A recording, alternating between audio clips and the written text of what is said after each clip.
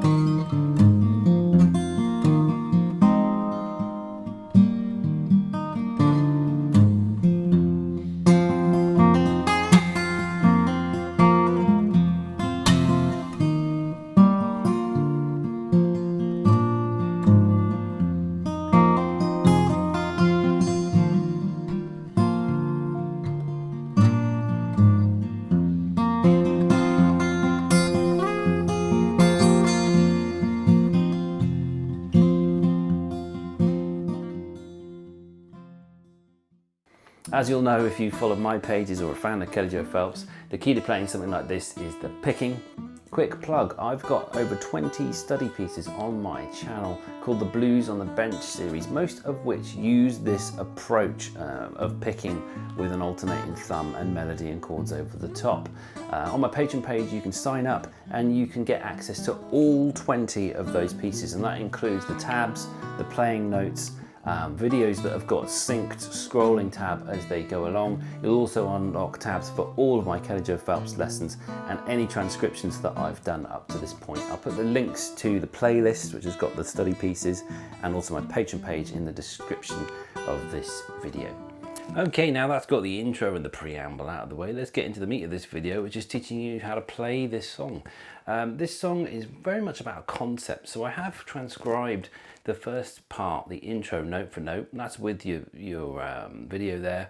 But this is really about concepts and about how you go about approaching this. So I've devised 10 exercises that we'll play through now. Like I say, the whole thing is based upon this open tuning, DADGBD. I've thrown the capo straight on the 3rd fret, so I'm just going to play each note now, and then we'll be able to match those to mine.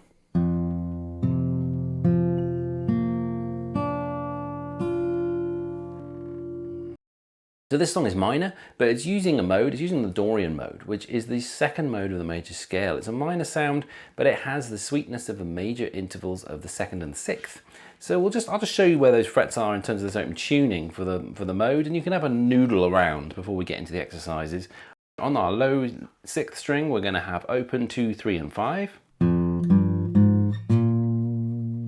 Onto our 5th string, we're going to have open 2 and 3.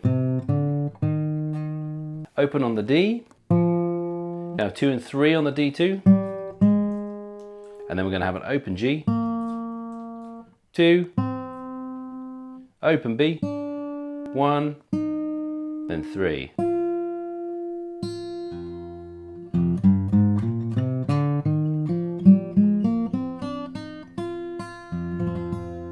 If you want to venture onto the high E string, it would be the open, 2nd, 3rd, and 5th.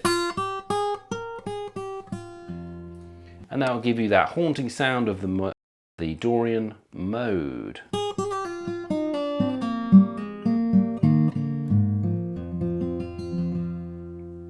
Okay, so once we've got the Dorian mode under our fingers and we're familiar with those frets, basically 1, 2, and 3, we're going to be using them quite a lot. We're going to get into some exercises. Exercise 1, we're just going to be doing these alternating thumbs between the 6th and the 4th string. Then we're going to keep this D minor / D minor 7 chord shape held on, and then we're going to play this pattern with the thumb. 3, 4.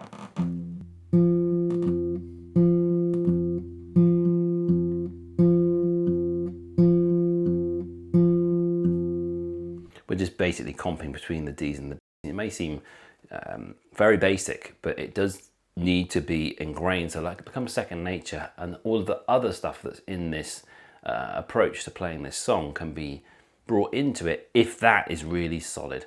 You may occasionally be hitting that second fret as well with these.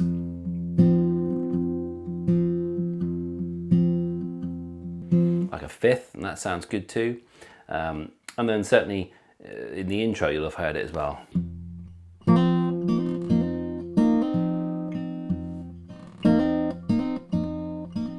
Which brings us into exercise 2, which is where we're doing that very thing. So we're going to be hammering on this second fret on the G string.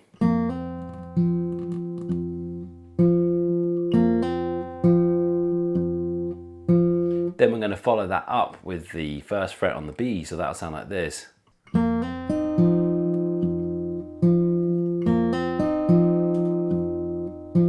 Now with Travis picking, very often the first beat is unison, so that'll have something happening with the bass note at the same time, and then we're building up those gaps. So that pattern that we played in bars 3 and 4 of exercise 2 is the first available gap really.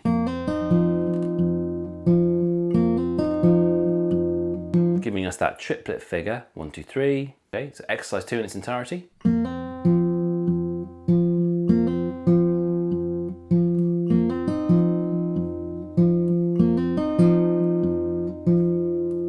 Exercise 3, developing the triplet. So now a lot of this has to do with the D note, you know, our. It's also doubled here, you know. And we're going to ping that in after we've done our first triplet this time. So you get this. I'll play it without the bass notes first so you can hear it.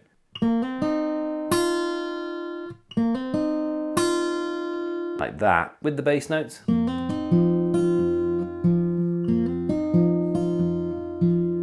Okay, the other one that's common minor third fret on the high E string, and they're coming off to the open. Yeah, sort of bluesy sound, really nice. Second half of exercise 3, so I've got this. Okay, with the thumbs.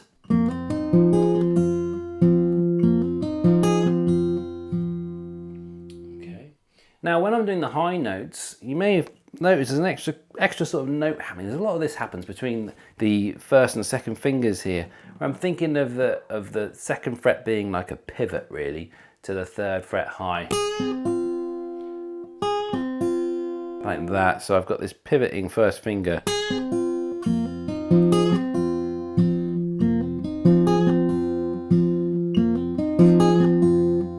Hope you can see what I mean by that. At the end of the phrase, I'm just going to play the high open string and outline this chord to end up with this.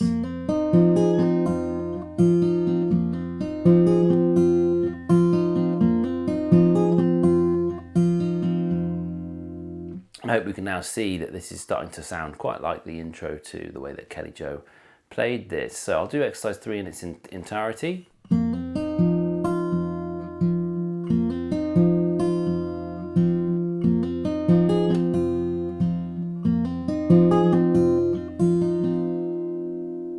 Now, we're doing triplets on the first and second beat now for exercises 4 and 5. So we're going to be playing this little descending phrase from the scale against our bass notes. Just on the first beat, so it's 3, 2, open, high string. With bass notes.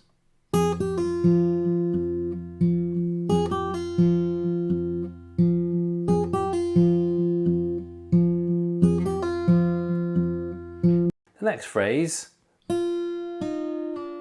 is this. I'm playing the high string open, and then 1, pull off to open.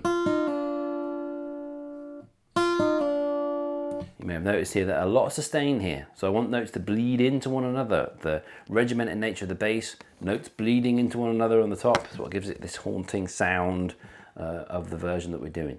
So I'm going to play the 3, 2, open, then open, 1, open. This is high E, B, and then B again like this. All in one phrase. With my bass notes.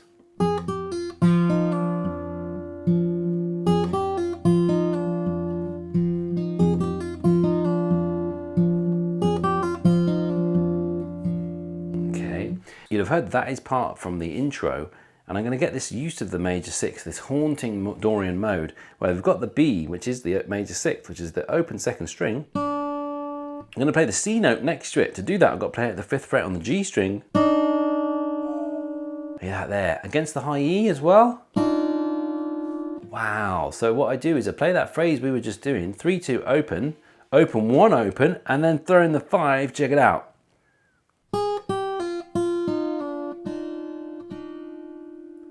And that's what's happening at the end of exercise 6, so I end up with this.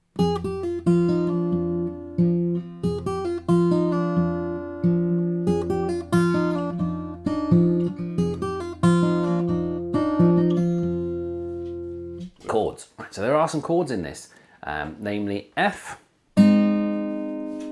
C, G sus, maybe G here, maybe F, and that's it. That's about it for chords. So exercise 7, chords, just going to stab them through. F, C over E, and then G sus over D. Check it out. Again. Okay. This time around I'm going to play the F, C over E, and then the C note before I get to the G sus, so I end up with this. Second part of exercise 7. Cool. You'll start to hear this is part of the intro as well. So the next time I'm going to go down again, down to this low F, end up with this.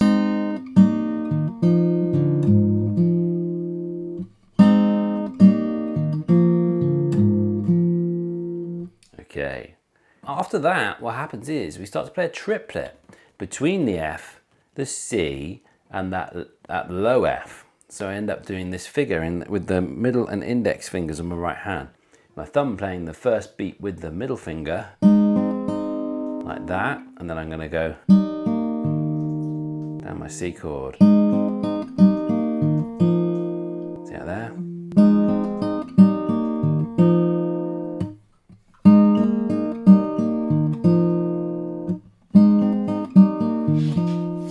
Develop it.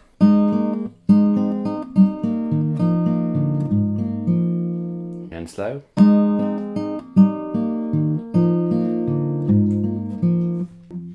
Juicy minor chord. So this juicy A minor 9 chord. Open, 2 on the D, 4 on the G, 1 on the B. Lovely. We throw in some of those triplets as well on this one, so we end up with this sort of pattern. This is exercise 9.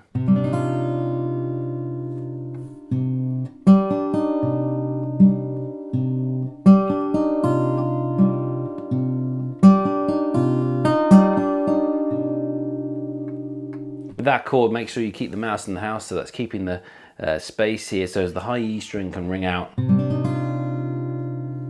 End up with this.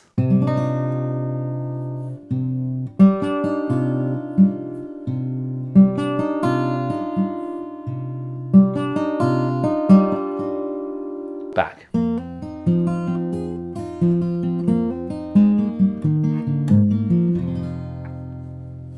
We'll finish with some other chords, because when you get the main vocal, the people are drifting from door to door, you've got these chords: C, G over B, low G, F. Okay, and that's where you've got that main vocal hook. Again, you can double that up with some quavers. End up with this.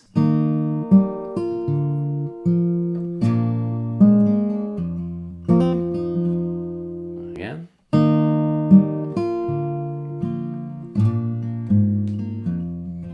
That was the second half of exercise 10. Exercise 10 in its entirety.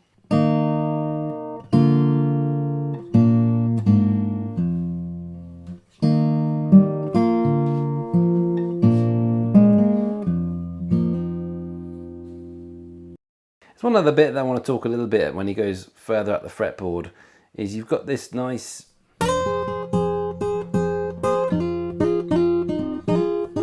kind of thing. It's like a raikudery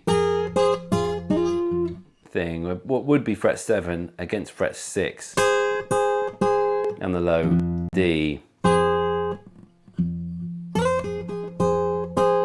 Keeping the low D in there. Obviously there would be a chord if you, that's like a D minor 7 type chord, and that's what's there for the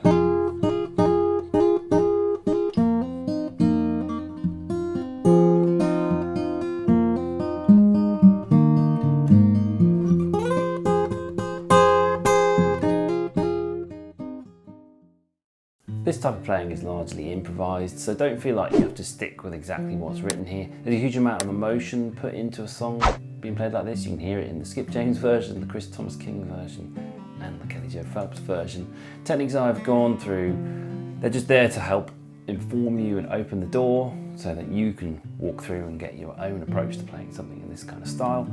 I do love transcribing, obviously, and if I hear a great part, then I do like to transcribe it note for note, and I enjoy getting it down, but I always do so with an ear open to what's led the performer to get to that place and the techniques and technical work that's gone in to get it to sound like that, really, and that's why I do these type of things. Good luck with it. Please like and subscribe, share the content if you think that it has some value. Get into the comments, let me know what version of this song you think is your favourite. Take it easy, bye-bye.